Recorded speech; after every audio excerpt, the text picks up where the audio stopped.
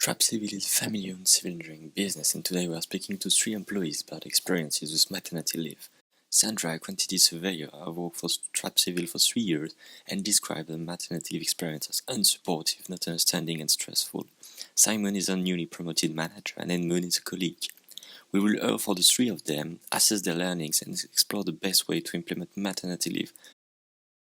I had a difficult pregnancy. My sickness was so bad in the first trimester that the doctor gave me a note stating that I needed to be off my feet as much as possible, which was difficult in a job that requires me to be on my feet for sometimes upwards of 10 hours.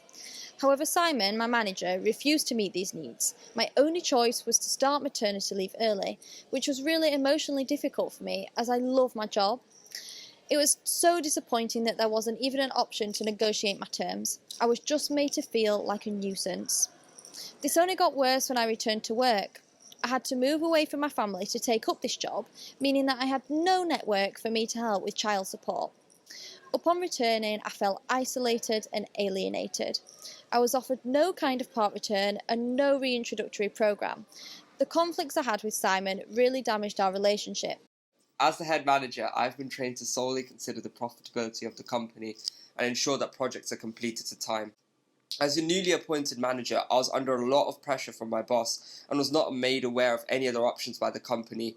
We generally don't have many women in the company, and I'd never known a colleague to actually go on maternity leave since we're a small office. Given that we're financially under pressure after last quarter, we had to prioritise, and the re-implementation of Sandra back into the work team was way beyond the resources that I could handle. And by choosing to go through the act of having children, she's indicating herself and to me that she values her family life over her career progression. The company hired a temporary worker to cover Sandra's position while she was on leave, but this new guy is really inexperienced. Meanwhile, we still have to share all the workload. To make matters even worse, on the return of Sandra, she took a while to pick up from the previous work. Also, from my observation, her career got sidetracked by this live event. I mean, she was trying really hard to get back to the business, but seems like her ability to fill both the organizational and personal goal are at odds with each other. Unfortunately, the experiences of these employees are not unusual.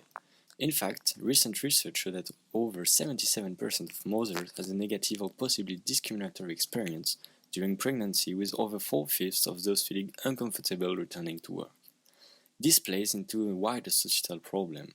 Despite women being more equally represented in entry-level roles, women make up only 26% of managers and 5% of CEO. Maternity leave becomes another hurdle in this strive for diversity in the workplace.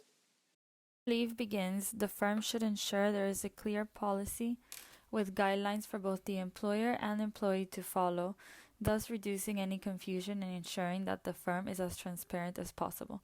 The policy should include a range of issues from handover documents to encouraging paternity leave. Non-gender leave relieves pressure from the mothers and assists in channeling more women into leadership positions. Whilst policy is important, it is crucial that employers are flexible and negotiate fairly. Training should be provided to managers in this. No pregnancy is the same, and therefore no maternity leave should be the same, as seen in Sandra's case. Sandra, Simon, and Edmund were all left in difficult positions, purely down to the lack of flexibility within the firm. The issues could have been easily avoided with preemptive planning. This can be thoughtfully prioritized by implementing managerial training on the importance of diversity for successful teams. During the leave, mentorship can be offered to parents. This allows for parents to be more motivated and gives them direction and guidance throughout the infancy care time. Similarly, options of formal keep-in-touch activities support the 3 needs theory, fulfilling the need for affiliation and acceptance within the firm. Sandra may have felt less overwhelmed if this had been provided. It is crucial that the phased return is an option. This makes the return less overwhelming, enabling them to pick up their responsibilities and refamiliarizing themselves with their tasks, slowly build back their confidence if needed. Upon returning to work, it is possible to avoid Sandra's negative experience by having open conversations about childcare, including provision and assistance, working hours, and changing priorities.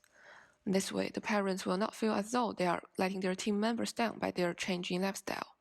Extra support can be provided through continuous mentoring. avoid Sandra's feeling of alienation, as they can share experience and learnings with others on how to return back to work seamlessly and positively. Thank you for listening, and please refer to our resource memo for more information on how best to implement leave and support parents within your firm.